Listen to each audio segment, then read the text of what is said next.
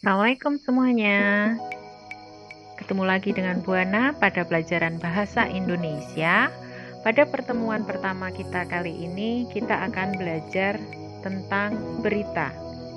Bab 1, berita seputar Indonesia. Simak baik-baik ya.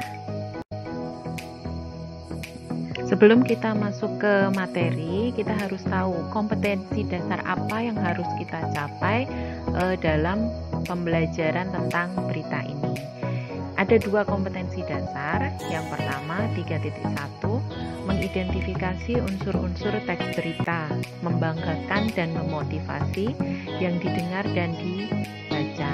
Jadi nanti kalian pertama itu akan mampu mengidentifikasi unsur-unsurnya. Kemudian yang kedua, 4.1, menyimpulkan isi dari berita, membanggakan dan memotivasi yang didengar dan dibaca. Jadi setelah bisa mengidentifikasi, nanti kalian akan dapat menyimpulkan isi dari berita tersebut. Ada 2 berita, ya, di situ ada berita yang didengar dan dibaca. Berita yang didengar itu biasanya bisa melalui radio, kemudian televisi, kemudian untuk berita yang dibaca bisa melalui koran atau majalah. Setelah kita mengetahui kompetensi dasar apa yang akan kita capai dalam pembelajaran kali ini, nah sekarang tujuan yang harus kalian capai dalam materi berita. Yang pertama, siswa mampu memahami pengertian teks berita. Kemudian yang kedua, mengetahui unsur-unsur berita 5W1H. Untuk 5W1H ini mungkin kalian sudah pernah mendapatkan materi ini di SD ataupun di saat kalian kelas 7. Kemudian yang ketiga, mengetahui langkah-langkah menyimpulkan pokok-pokok berita.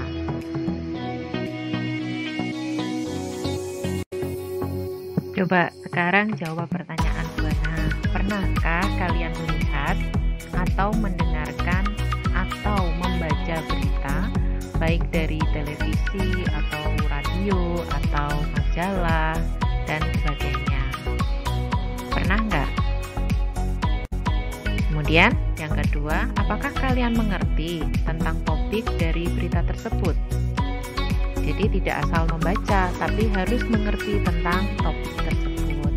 Kemudian yang ketiga, apakah berita tersebut termasuk peristiwa alam, peristiwa sosial, atau peristiwa politik? Coba kalian ingat-ingat lagi, berita yang pernah kalian baca atau berita yang pernah kalian dengarkan, pernah kalian lihat, itu termasuk peristiwa yang mana? Sebelum kita belajar tentang teks berita, kita harus tahu pengertian dari teks berita tersebut. Apa toh teks berita itu? Teks berita adalah teks yang melaporkan kejadian, peristiwa, atau informasi mengenai sesuatu yang telah atau sedang terjadi. Jadi tujuan dari berita itu agar orang lain, orang yang membaca, orang yang mendengarkan itu tahu maksudnya tentang informasi apa yang sedang terjadi. Nah, setelah kita mengetahui pengertian dari berita, sekarang kita harus tahu unsur-unsur apa yang terdapat dalam sebuah berita. Ada 6 unsur. Yang pertama 5W, kemudian ditambah 1H. Apa tuh itu 5W? 5W seperti yang kalian lihat di tampilan layar ini. Yang pertama adalah what, kemudian why, where, when, who. Itu 5W. Kemudian 1H-nya apa? 1H-nya adalah yang berwarna hijau ini, yaitu how. Apa maksud dari 5W1H? Bisa kalian simak di halaman selanjutnya. Nah, untuk penjelasan penjelasan dari 5W1H tadi. Jadi selain disebut dengan 5W1H, kalau dalam bahasa Indonesia itu terkenalnya dengan istilah adik timba. Ya, adik timba. A itu apa? D itu di mana? Kemudian K kapan? C siapa? M mengapa? Dan bagaimana. Sama, adik Simba itu sama dengan 5W1H. Jadi apa kalau dalam 5W-nya yaitu what. Kemudian di mana, where. Kemudian kapan, when. Siapa, who. Mengapa, why. Bagaimana, how. Nah, sekarang kita pelajari satu-satu tentang apa. Jadi di sini apa di sini atau what itu mengenai berita apa toh yang sedang diputar atau dilaporkan. Nah, kemudian di mana kejadian itu sedang berlangsung dan kapan peristiwa itu terjadi. Kemudian siapa yang terlibat dalam berita tersebut. Dan yang selanjutnya, mengapa. Nah, mengapa kejadian itu bisa terjadi? Nanti bisa kamu jelaskan. Yang terakhir, bagaimana. Nah, bagaimana peristiwa itu terjadi. Nah, setelah mengetahui unsur-unsur berita, bagaimana cara mencari unsur-unsur berita, sekarang yang harus kalian pelajari yaitu bagaimana cara atau langkah-langkah menyimpulkan berita tersebut. Di sini ada beberapa cara, ada 4 cara yang bisa kalian gunakan. Yang pertama yaitu membaca atau mendengarkan berita. Jadi dari berita radio ataupun televisi atau majalah, koran, terserah ya. Kemudian yang kedua, pahami isinya, pahami isi dari berita tersebut. Isinya tentang apa, peristiwa tentang apa. Tadi sudah Bu Ana jelaskan di depan, apakah itu peristiwa alam, peristiwa sosial, ataupun peristiwa politik. Kemudian yang ketiga, carilah dan catat 5W1H. Kalian cari sesuai dengan unsur-unsurnya tadi. Kemudian coba kalian berlatih dengan mencatat di buku kalian tentang 5W1H-nya. Kemudian yang terakhir, langkah-langkahnya yaitu menyimpulkan isi berita. Cara menyimpulkan isi berita yaitu dengan kalimat yang baik. Tidak boleh anarkis, tidak boleh menyindir pihak-pihak tertentu. Berikut adalah salah satu contoh dari berita yang sederhana, yang mudah untuk kalian pelajari. Dengarkan baik-baik ya. 10 hari menjelang Lebaran, Sabtu 15 November, Pelabuhan Penyeberangan Merak mulai dipadati truk. Truk-truk tersebut menyangkut barang non-9 bahan pokok atau non-sembako. Tingginya arus truk dalam 2 hari terakhir berkaitan dengan adanya larangan melintas bagi truk non-9 bahan pokok atau non-sembako pada tanggal 21 sampai 25 November. Larangan tersebut berlaku bagi truk bersumbu lebih dari 2, truk gandengan, truk tempelan, dan truk kontainer.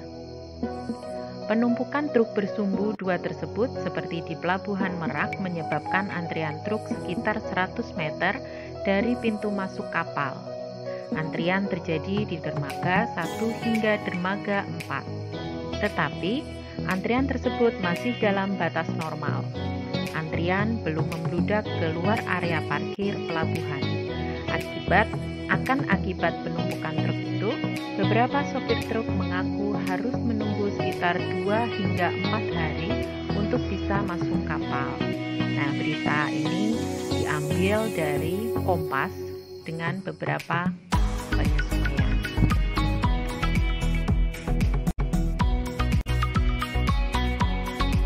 dari contoh berita di atas tadi, kita bisa berlatih bagaimana cara mencari unsur-unsur beritanya.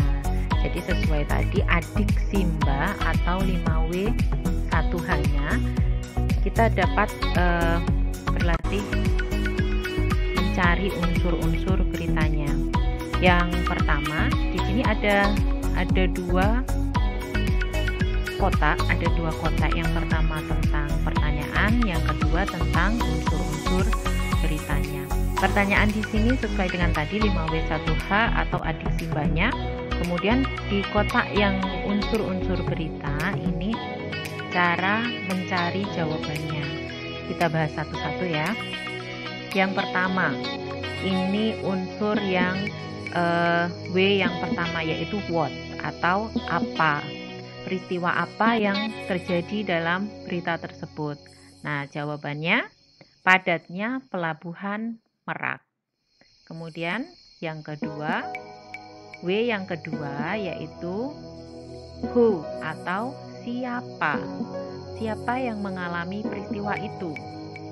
Jawabannya truk-truk pengangkut barang non sembako. Kemudian yang ketiga, W yang ketiga yaitu where atau di mana. Di mana peristiwa itu terjadi? Jawabannya di pelabuhan penyeberangan Merak. Yang keempat, W yang selanjutnya yaitu kapan. When. Kapan peristiwa itu terjadi? Di dalam berita tadi disebutkan 10 hari menjelang Lebaran, yaitu pada hari Sabtu tanggal 15 November. W yang selanjutnya yaitu why atau mengapa. Mengapa peristiwa itu terjadi? Dijelaskan yaitu karena adanya larangan melintas bagi truk non sembako pada tanggal 21 sampai 25 November. Kemudian unsur yang terakhir yaitu 1H, how atau bagaimana. Bagaimana proses terjadinya peristiwa tersebut? Proses tersebut menyebabkan antrian truk di pintu masuk kapal.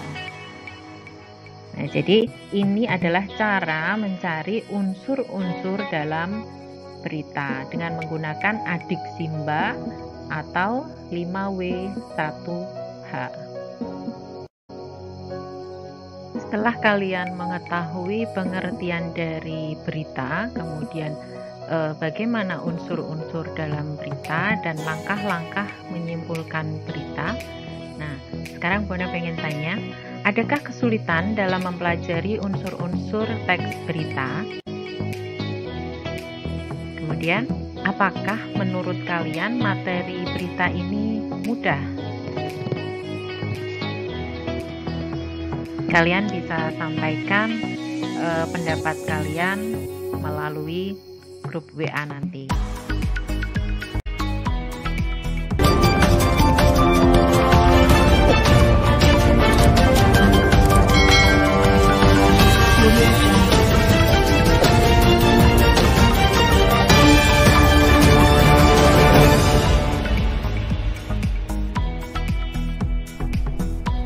Halo pemirsa, salam jumpa dalam Sekilas Medan bersama saya Rusdian Effendi.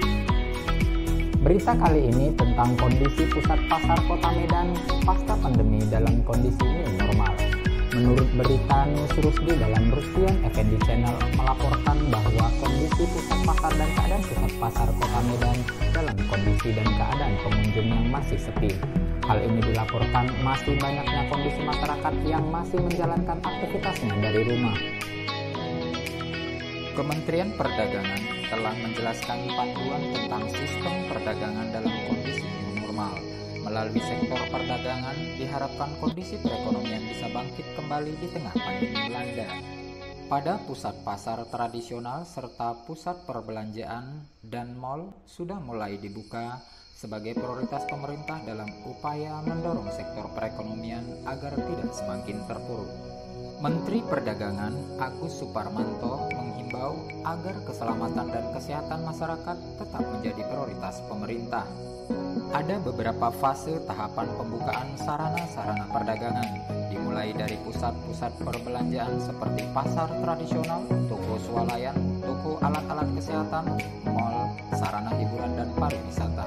Para pengunjung dihimbau agar tetap menggunakan masker dan sarung tangan selama melakukan aktivitas perdagangan dan diatur secara bergiliran dengan jarak antar pedagang minimal 1,5 meter. Selain itu juga para pedagang, pengelola pasar dan pendukung lainnya dipastikan sebelum melakukan pembukaan toko untuk memastikan suhu tubuh dalam kondisi normal di bawah rata-rata 37 derajat Celcius. Di sisi lain, orang yang memiliki gejala flu, batuk, dan sesak napas dilarang juga untuk masuk ke pusat pasar. Para pengelola juga harus menyiapkan tempat cuci tangan, bilik sanitizer, serta sistem penyemprotan disinfektan di ruangan-ruangan umum atau di tempat-tempat umum secara berkala, dan selalu menjaga sarana-sarana umum seperti toilet, tempat cuci tangan, dan lain sebagainya. Demikian sekilas Medan kali ini, nantikan saya 1 jam mendatang. Selamat siang dan salam ahoy. Baik, kita sudah.